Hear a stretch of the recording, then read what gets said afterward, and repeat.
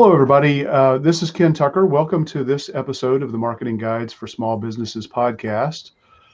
I'm Ken Tucker, as I said, with Changescape Web, and today I'm joined by Ian, Paul, Jen, and Dan. The topic we're going to be talking about today is another B word, and that's branding. Last week we talked about blogging as a B word. Today we're going to be talking about branding, and we're excited to have a couple of guests today. We're going to be talking with brand strategists and Root Plus River co-founders Emily and Justin, and they're also the co-authors of Rooting Up, Essays in Modern Branding. Welcome, guys. Thank you for having us. Thank you. Yeah, thanks so much. So the first thing, I wanted to just kind of get started here is ask you guys if you could just kind of explain your origin story first, and then also how did you come up with writing your book? Absolutely. So we first met 6 years ago. Seven. 7 years ago.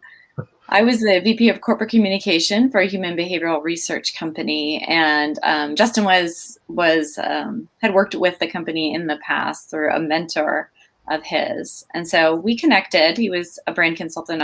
Obviously, I was in-house.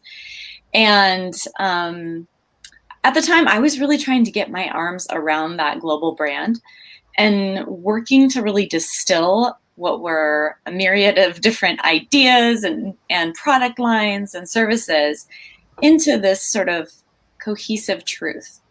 And I had found through my career to that point, particularly once I came out of journalism and got into marketing, PR, communications, that business owners really, entrepreneurs, they poured themselves into their work. They gave everything to it, emotionally, mentally, physically.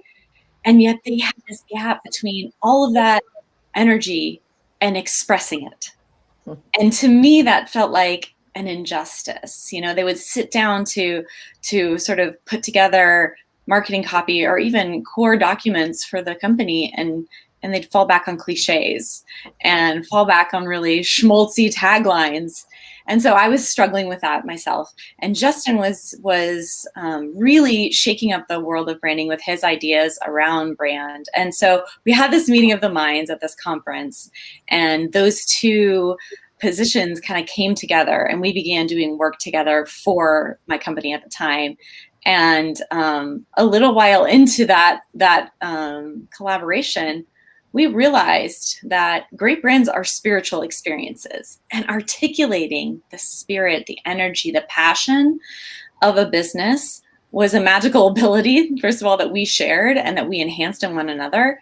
And then also making that magic real through the way that you told stories and the way that you formed language so that it could populate through the culture and engage the people inside of the organization, that was branding. And we wanted to bring what we now call intrinsic branding, that approach, to a larger market. And so Root and River was born from that idea. Okay, cool. You talk about the magical or the magic, absolutely. But how do you bring the magic home and, link the correlation between branding, marketing, and lead gen to actually get some business coming in? That's a great question. Well, we believe that the brands follow the same rules as in nature. They're agrarian and organic in their structure. It's only in the last 70 years where branding was seen as some sort of external construct that you tried to promote with PR and advertising. But the reason we call what we do intrinsic branding, Jen, is because it starts on the inside. And so these principles apply to whether you're a solo entrepreneur of some sort or you're the CEO or head of marketing for a big giant company. It's just a matter of scale. And so you can imagine then that there's beneath the surface of a brand is the root system. And the root system, and we know this about nature, you reap what you sow, what you plant, you grow. It's part of the laws of nature. So the seeds that are planted in the soil, what we call the soil of the soul, are things like an organization or leader's belief systems. Those have a huge impact on the brand because they inform behavior, and behavior informs the brand experience, whether it's in the internal brand or the external brand. A second area that's part of the root system of a brand is around mission. Not your mission statement, which usually sucks, to be blunt. Most mission statements are just evidence that you hired some people to come up with something you don't like.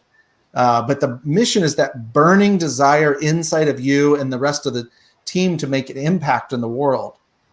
And then the third element of that is related to your standards, which standards eventually become the culture, and then they become also the brand experience. But they start with standards. Standards are like mantras that guide the behavior, the way you treat each other inside of a company, and the way you treat customers. And you can see brands, let's say Southwest Airlines as an example, they have this deep root system. So when they express it in their branding and marketing and then in the client customer experience, it's authentic and it's real. And it doesn't have that shiny fakeness like a lot of brands have, because it's born from the soul of the brand that the founder came up with, years and years ago. And when you do this right, by the way, your brand can outlive many CEOs. You can look at Disney as an example, or Ford. They've outlived their CEOs and multiple CEOs, but keep that same spirit, that same magic. Yeah. So when it comes to marketing and lead generation, how important is messaging and what role does it play exactly? Messaging is huge. Messaging is everything. And this builds off of Jen's question too. Like, this is where the magical gets real. So when you're speaking from a place of beliefs from that root system, and you're speaking bold truth, branding is an act of courage. It breaks through the cacophony of demands for your attention and time and money that are out there, because you're not telling somebody something. Well, you're not repeating again some cliche or some overused statement, or like blunt force trauma marketing them with a phrase that they are attuned to ignore because of the overload of information. You're speaking to them from the soul of truth. And so that breaks through. Having a message that's simple, unexpected, and emotional, and is rooted in what you truly believe, breaks through. And it does two things, to be really honest with y'all. It attracts, and that's what everybody wants, right? We want people in the funnel. We want people to click through to that form. But this other thing happens is that it repels. And we invite people into this idea that branding is much more about repulsion than it is about attraction, at least at the level where you're developing it, trying to adapt a mindset of, okay, what do I know to be true for me, that I want to put out into the world, that I feel confident and driven to do, that is also going to maybe push away the people who don't believe what I believe as quickly and efficiently as possible, so they don't become a drain of my time, resources, and energy. I once, before Root and River, had the privilege of, not really, but the privilege of firing a client. It is a terrible experience. I never want to do it again. But we all know that drain on our people, on ourselves. And so when you do branding, intrinsic branding correctly, you have a salient message that breaks through the noise, that attracts the people who are aligned, who will stay longer, spend more, and refer you more frequently. And you're not wrestling with people who are misaligned, who will drain your company. So messaging is everything. We often refer to it as like the tip of the spear. It's sort of the sharpest edge of the scalpel. And you only have, as we all know, a few seconds to make that impression. And that's why it has to be simple, unexpected, and emotional. I would think too that's it's critical also for inside of the business or the organization. Right now, employee retention is a big deal, because hiring new employees is really hard. And so, what you're talking about, I assume, resonates equally as effectively inside the organization as outside the organization. Yeah, totally agree with that.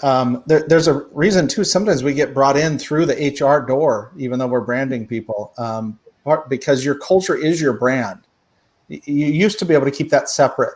So if you had a tyrannical boss, or you were doing stuff that was terrible, unethical, you could still have a shiny brand and no one would really know.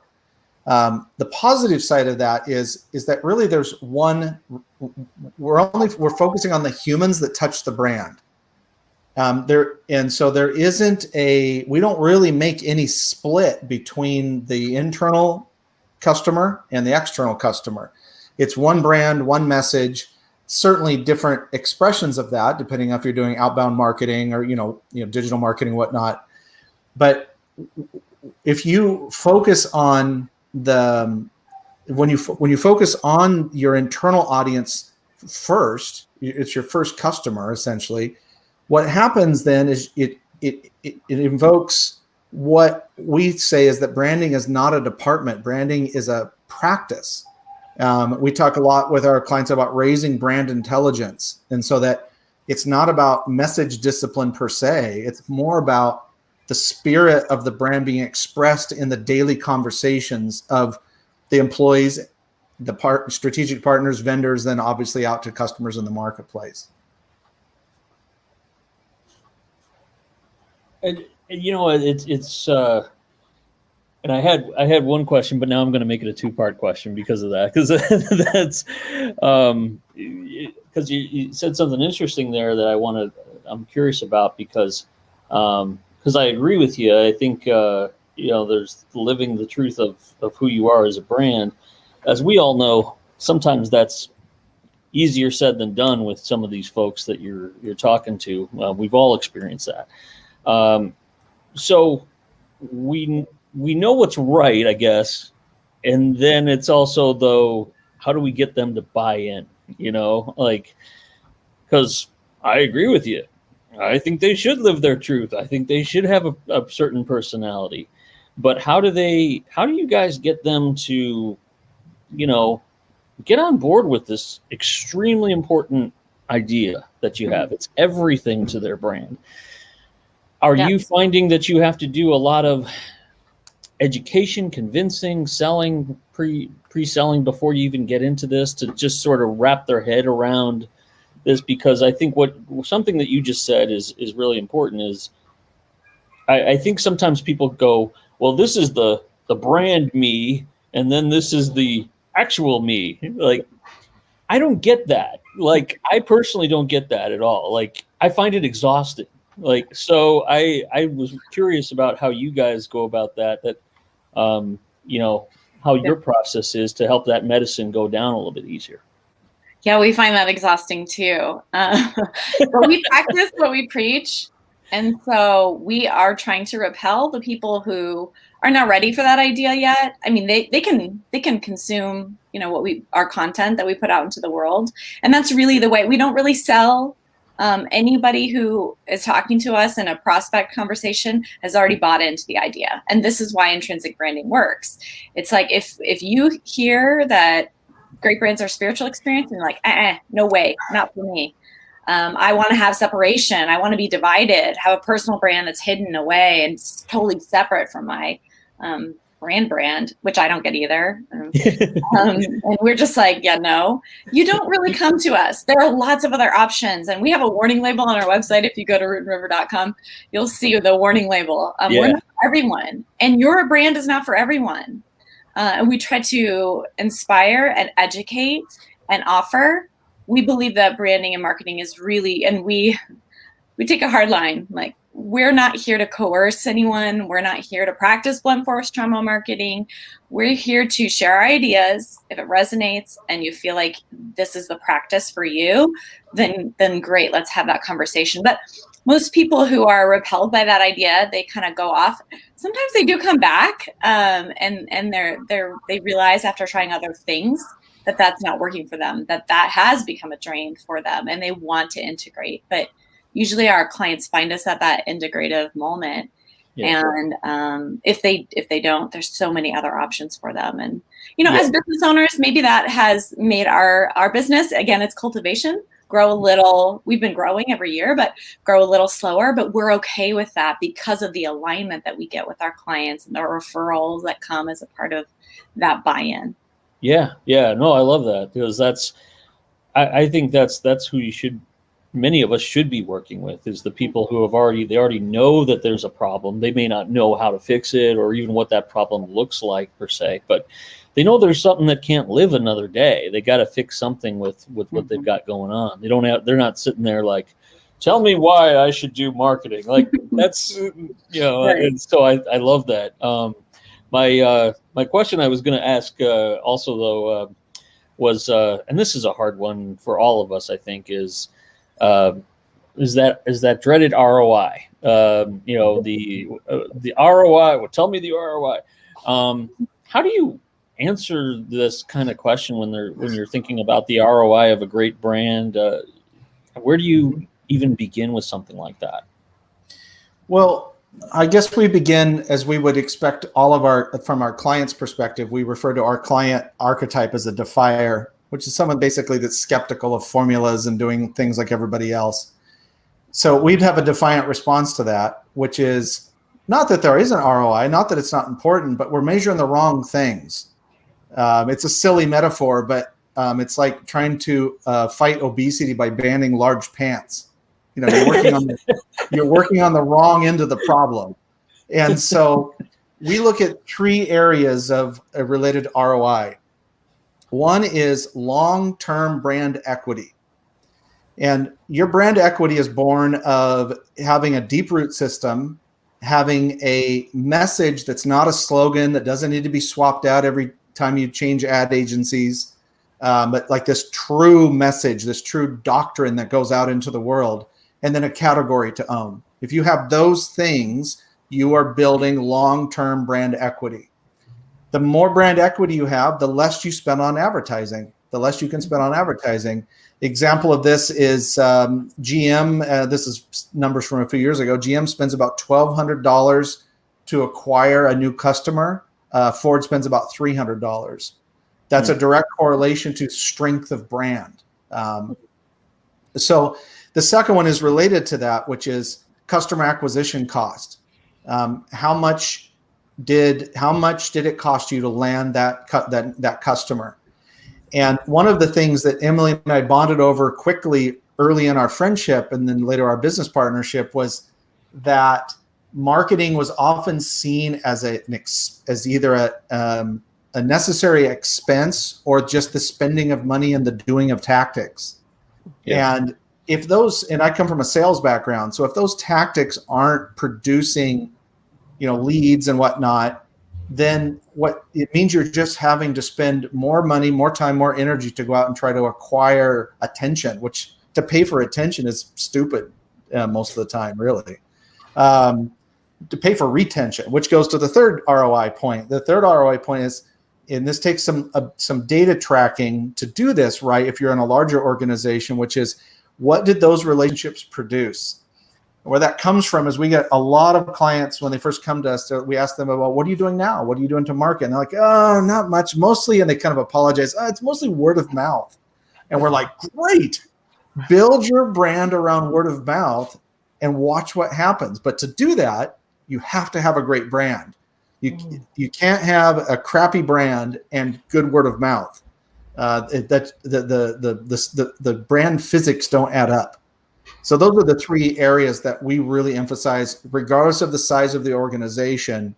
Those are the top 3 that we would emphasize. Cool. Yeah, I think and we always remind ourselves, sometimes we forget about the lifetime value of that person that you're bringing on. I mean, even with the word of mouth kind of person, it's like, well, you got them in, but how long have they been with you? And do they, to your point of their behavior, do they refer other people as a result of working with you? All that's all great stuff to track. Admittedly, sometimes I think we forget that it's not getting them in the door, but actually, okay, how does that continue to pay off? Yeah, exactly. Cool.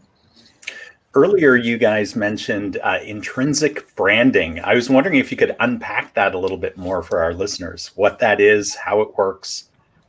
Yes, absolutely. So intrinsic branding is branding basically that comes from the inside. It's built upon knowing what your message and your belief system are, and then sharing that in a way that is evocative and consistent in the market. It stands in contrast to sort of the standard of the 20th century extrinsic branding, right? Like, let's create this false reality. Let's create a character, Tony the Tiger. Let's create this paragon of goodness, like Betty Crocker, or this rugged, outdoorsman, like the Marlboro Man. And let's organize around manipulation. And let's try to figure out, you hear this a lot today still, I got to figure out what the audience wants me to be and then be that. And we just believe that those are really dangerous, false, and risky approaches in the 21st century, because when your brand and your culture are out of alignment or based on falseness, that is ground that is going to shift. And in that shift, your brand will be exposed in an extremely negative way. And you could be canceled right at that point, because it's not based on reality, and you cannot, there's really no way to keep that up long term. So intrinsic branding, building upon what is real and true for you, and then going outward with those stories and that message and those standards consistently, gives you this advantage. And again, a long-term ability to grow your brand in a way that will benefit you and also the market.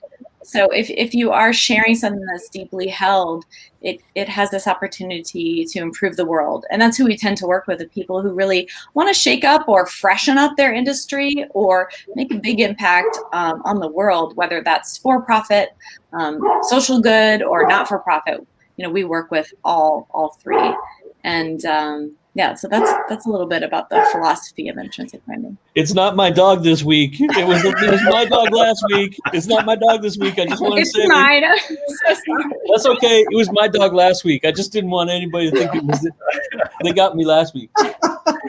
I'm just surprised all the other dogs don't start barking at the dog that's barking. Mine would if she was in here. Yeah. No, and that's awesome. The thing that really resonates with me, what you were saying there, is authenticity, right? We focus a lot these days on telling our clients you need to be authentic. And I think what you're talking about is carrying that into the brand. Your brand has to be authentic. And if it doesn't, it creates a dissonance to what you're actually presenting to the world and what you're going to be delivering. And totally. And I would weigh in with that. Oh, sorry, go ahead. You're burning valuable energy because you're trying to deal with a misalignment, and it's being something that you're really not. And that's I don't know that many organizations have a whole lot to waste right now. Right. And you could look at it almost brands and businesses are just groups of people with a collective consciousness and a collective psychology. So you can put it in psychological terms, which is authenticity is the fruit or the outcome of being rooted in your core self, your true self. And that's true. That's why we say a lot of brands are having identity crises right now, especially brands that are older brands led by men. They just are struggling to understand how the modern world is working, and and so they hear being authentic, but most of them, to Emily's point earlier, most of those business owners or leaders live kind of a divided life. They have their work self and their home self, and they don't go together.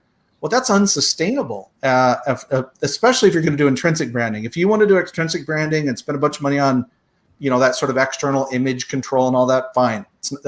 We're not for you. But if you want to if you want an authentic brand, there needs to be a willingness to do the work to go inward. And that starts with the founder, CEO, head of marketing, but then the entire organization needs to do some soul checking to say, okay, who are we? What do we believe in? Why do we exist in the world? And then go from there. That's a holy grail, I think, to me, is like, if you can get these folks to buy in, I think that makes our job as good as it gets. Like it's so, you're right. It's so much harder when you're like trying to do this stuff in a bubble of, the working with one person or working with a marketing department. It's great and all, but like you said, when you can get some ambassadors on board throughout the organization that go, yeah, we are that. We can say that with a straight face. I think that's as good as it gets in our world. It doesn't happen all the time, but I think when it does, there's nothing better. I mean, maybe that's just me. Maybe my colleagues here don't care, but I just think it's the best. I mean, it's like, dang, this is why I do what I do. It was when that happens. So absolutely, yeah. I love how you open yourself up for us to say something entirely different, Dan. I agree with you. Let me agree with you today. Did you want me to start? Want me to do a repeat of last week? I'll get in your face. It's ironic though, and this kind of builds off of what you guys are kind of bantering about. But we, in our practice, you asked earlier how we do it. First of all, we're really collaborative. We do have our beliefs, our own beliefs, and our own standards, but the process of branding is a collaborative act, and we're not prescriptive consultants that come in and tell you, okay, we did our research, this is what you need to say, and this is who you need to be. We come in as archaeologists, and I do think this mindset is helpful for everyone. Coming in with curiosity of what do we already do? What is the brand that already exists? And getting really curious about what it is, and then honing the language. And then we also do this thing where we encourage, one of our ground rules, we call them elements of trust, is there is no silent dissent in the space of creating the brand or uncovering the brand. And this is where most branding initiatives and organizations fail, is that someone sits at the table like this or like this, but has a different narrative going on in their head that they do not share until later, when they begin to undermine that endeavor. And so we make room for dissent. We think it's great. We encourage it. We welcome it. We dissent. Justin and I dissent with each other quite a bit. We have different perspectives, and that makes for a better result. So I think including all of that in the process of branding is very helpful, holding space for those kind of disagreements, and then also for the airing of grievances or the feats of strength, as we like to say, referencing Seinfeld. Part of doing brand work is it's emotional. And there may be people that say, you know what, that's not true of us. And we've been in sessions where someone says, we can't say that because that's not really true. And you can't brand around aspiration. Not entirely. It could be 10% aspiration or maybe 20, but it can't be 80% aspirational, because now we're back into that manufactured reality zone. What do you do? So my question is, what is ethical branding? But if you want to back out of that a little bit, so what if you have a client that wants to be seen as, we're ethical, our supply chain, blah, blah, blah, and it is something that they aspire to? How would you tackle that situation? Yeah, thank you. Ethical branding is a term that I don't know that necessarily we came up with that idea, but it's been around a while. But as far as something that we think, and it really emerged from the initial lockdown with the pandemic and everything, and you started to see this very stark separation in the way that brands were communicating. Some were communicating as if nothing was going on. Some of them pivoted quickly to remind people of positive things. And, so this idea though is born of, it goes way back. It goes back to actually the 1920s to Freud's nephew, who was the kind of the godfather of modern advertising and PR. And it was all around propaganda and the manipulation of fear, uncertainty, and doubt. And basically creating demand and an impression around that wasn't true in order to support a business model. So examples of that would be like breakfast is the most important meal of the day. That was a PR campaign that he ran.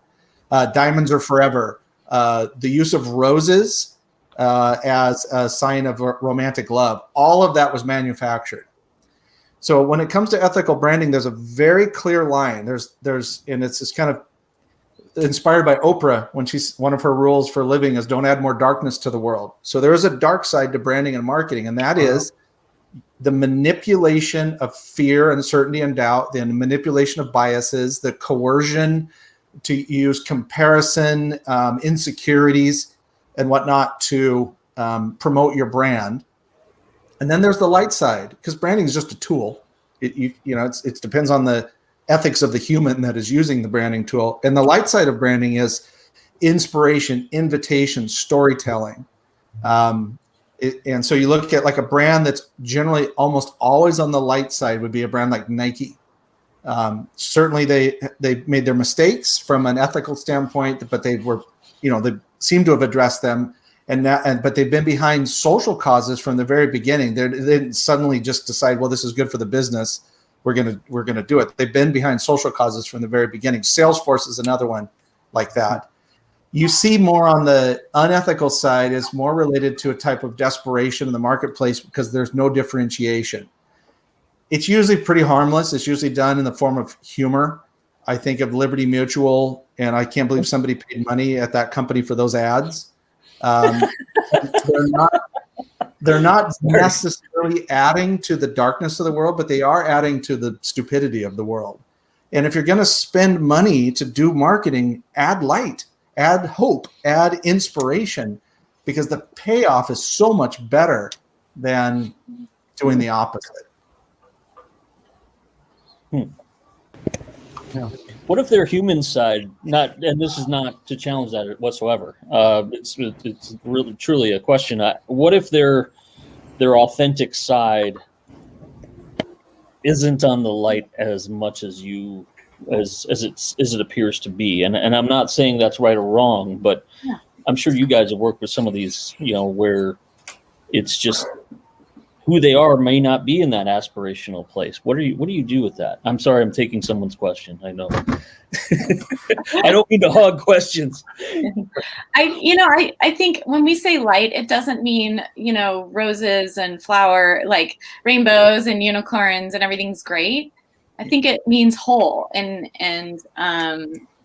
complicated and dichotomous, because that is the human condition. I think it's more about reflecting what's real.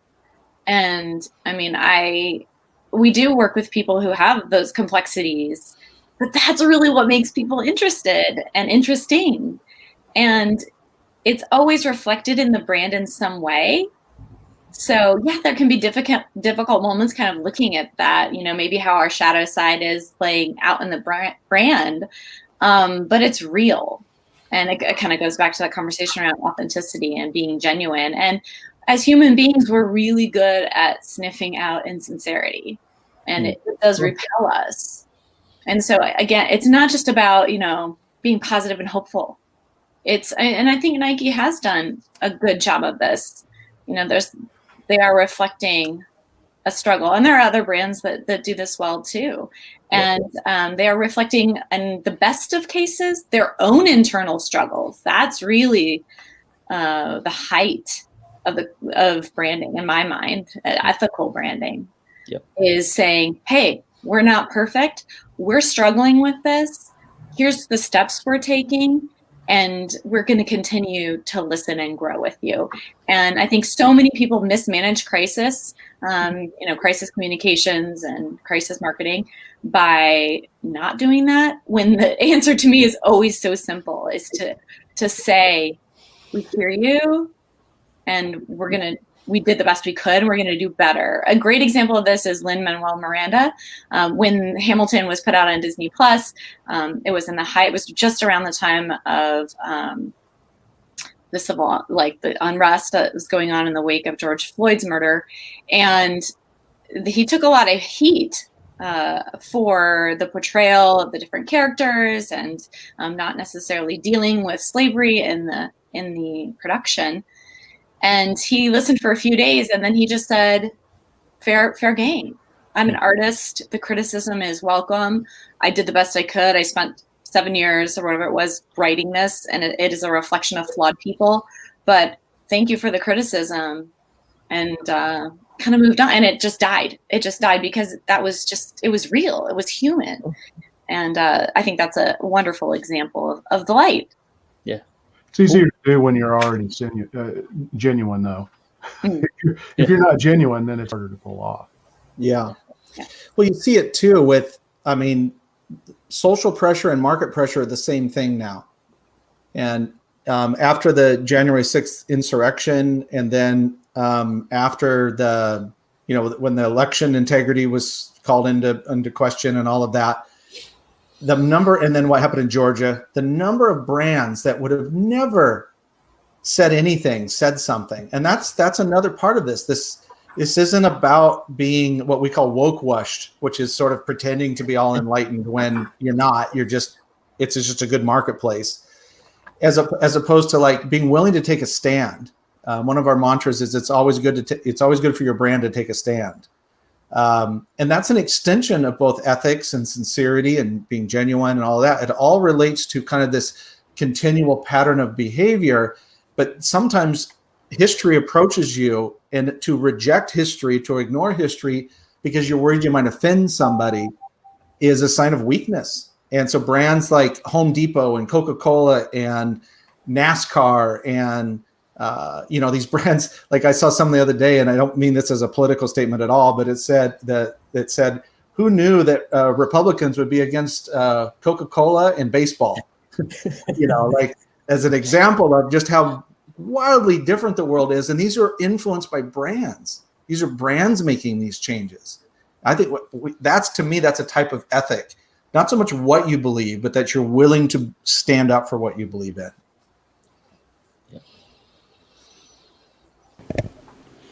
Well, we talked a lot about branding, how important it is, what it does. But what if you have someone that hasn't really put any time and effort into creating a brand yet? Mm-hmm. Where would they start? Great question. So I think they start by setting aside time and space to dig into that soil of soul that we mentioned earlier. And again, I always recommend taking that observer's point of view.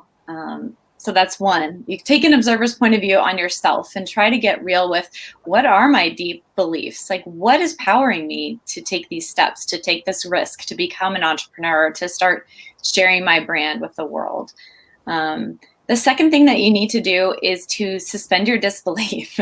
In other words, we all sort of have this hardwired, I think it's societally influenced and also evolutionarily influenced, our impulse to say, well, I'm not special. Like, it's just me. Nothing really makes me that different. You're going to have to set aside that belief to allow yourself room to really dig into what does make you unique. And something makes you unique. A lot of things make you unique, but we have to get rid of that idea that we're not special.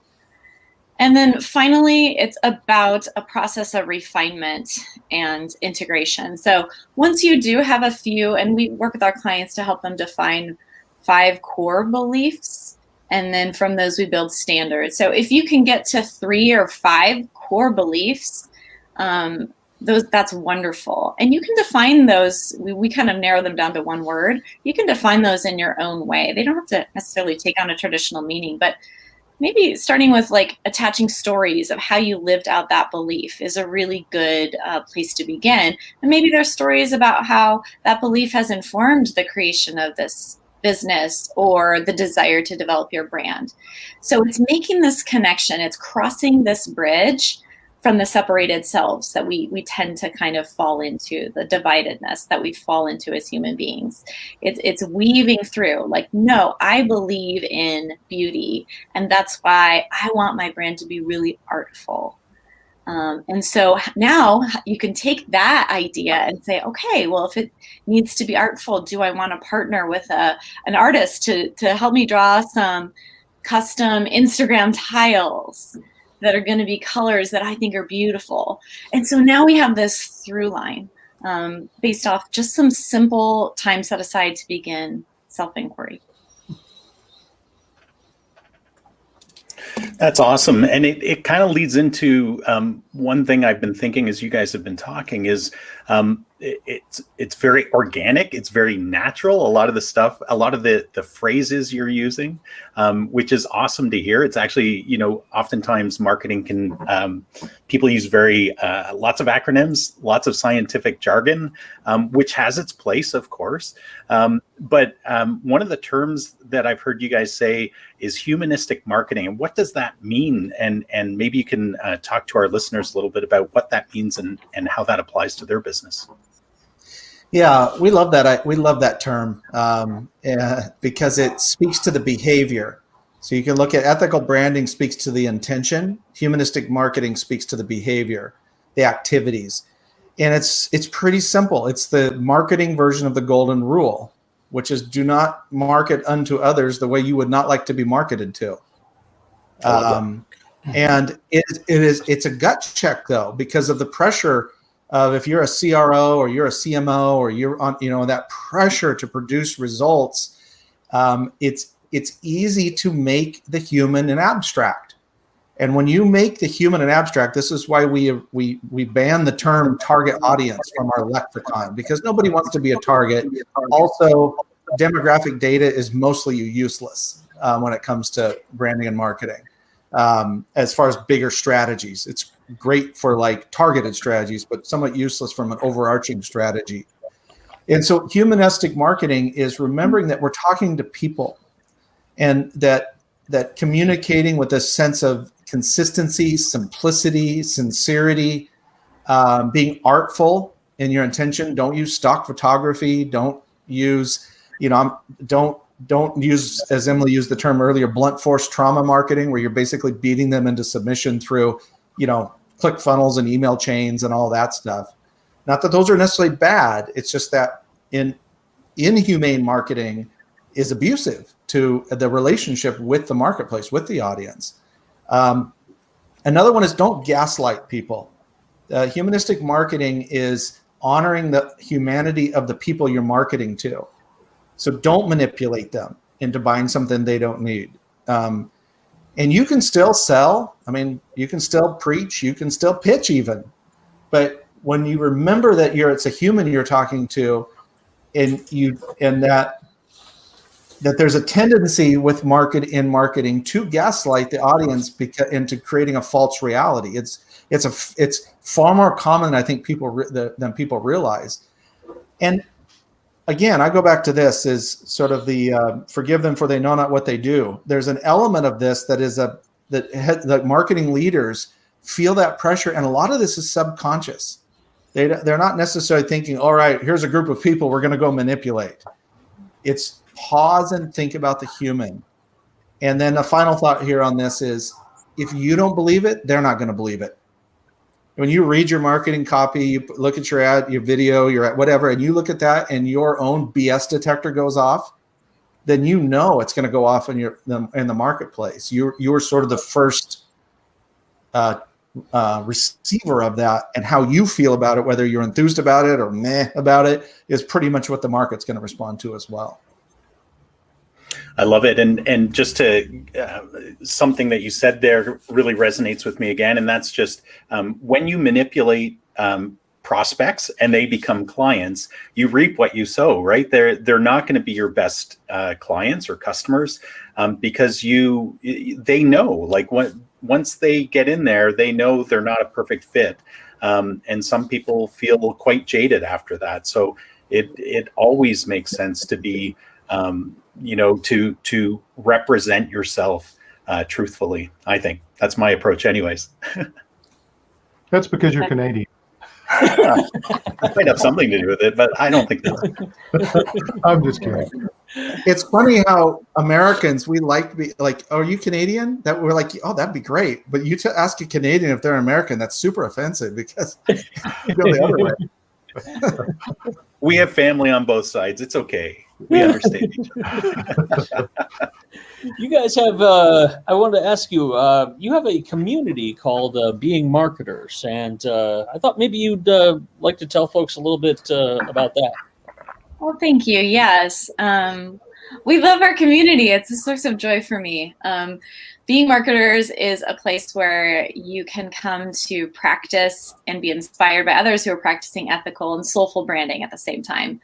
So in the community, we have weekly brand dares, which are these small and spicy, I call them little things that you can do to build your brand every week. We have community members that are CMOs. We have community members that lead large brands. We have community members that are solopreneurs, founders, people just starting out. but they're all coalescing around this idea of branding and marketing from a ethical and soulful place. So we have weekly live kind of office hours in the community, and just the conversations have been really rich. We actually just launched at the beginning of April, and since then we've just seen people sharing strategies, sharing inspiration. And we really created it because marketing can be so overwhelming and really lonely, particularly in the last year and a half, right? I mean, we've all sort of been in our heads of what do we need to do? How do we need to evolve to this new marketplace? And it's mostly up here. And we fall into that ourselves. So to be able to have a place where you can come, be a human being first, and then an intentional marketer second is really the idea behind the community. So we welcome everybody to check that out and come in and see what it's all about. Cool. Awesome. You talk about modern day branding that requires a balance and recognizes the collective power of duality. So what do you mean by that? Can you explain that a little bit more? Yeah, this goes to this idea and Emily already touched on this, is that we're dichotomous creatures. And this is why we say great brands are spiritual experiences, is that, to put it in very simple terms, we're sort of half animal, half spiritual. We're the only creatures that can witness their own evolution. We're the only creatures that seem to have various levels of consciousness. We're the only creatures that have some level of free choice. Not, there's certainly animalistic parts of ourselves that are unconscious, but there's something different there. And what has happened is really over the last, if you look at it from a historical perspective, over the last 1,500 years, all of society, especially in Western cultures, have been encouraged to sort of be separate, to be split, to hide parts of yourself. And you think, well, what in the world does that have to do with branding? Well, the illusion begins with the separation. That's when the tendency is, I see myself as this type of person. This is an image that I put on because I want to look a certain way. And then you start to get a little bit of success, and then you can hire somebody to go market that image to the world. But it was never real to begin with. So understanding that we're dichotomous and that humans are messy and we make mistakes, and part of the joy is the mess. The part of part of what makes sincerity and authenticity work is showing a bit of the mess, showing the things that didn't work, showing admitting to the mistakes that have been made. And then I think there's another element to this too, which is you really do have to match your brand and your language in particular to the level of consciousness of your audience. And by level of consciousness, I don't mean necessarily like a woo-woo term for it. I mean like Maslow's hierarchy. Is that if your brand is trying to reach and serve people that are maybe in the upper end of Maslow's hierarchy around like self-actualization or a higher level of consciousness, it's an entirely different approach to the marketplace than people that are maybe in more survival mode or acceptance mode. It's taking into the equation that we're all the same in many ways as humans, but we're all also very different. And wherever you can bring a sense of connection and intimacy to your brand, you benefit. Everyone benefits when you do that. Yeah, that's awesome. I mean, we were talking, I don't know, 3 or 4 episodes ago about the elements of value pyramid that was in the Harvard Business Review a few years ago, which really kind of maps back to Maslow's hierarchy of needs. And so that's a great point. Guys, thanks so much. We're coming up on our time limit, but I've really enjoyed the conversation. I've got on the screen here the best ways that folks could get a hold of you guys, but I want to give you guys the last word. Is there anything else you want to leave our audience with, or what are the preferred ways that you prefer to hear from people and start to engage? Thank you for sharing those. We invite people to visit the website, and there's a page about being marketers if you're interested in the community. You can get our book on Amazon. Again, it's called Rooting Up, Essays on Modern Branding. And that's a great place to start, too, if you want to know more. Also on our blog, which is called Musings, we just have a ton of free content there. So please take advantage of everything that is available to you as a resource. And I just would say that I appreciated all your questions and the conversation so much. And just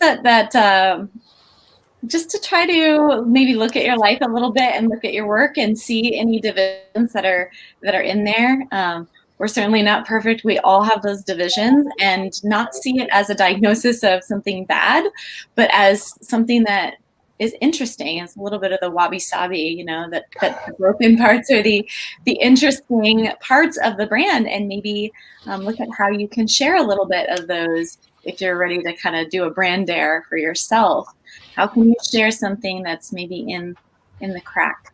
That would be my little challenge for your audience. Cool. Well done. All right. Thanks so much, guys. Thank you. We'll talk to you soon. Awesome. Great questions. Great interaction. I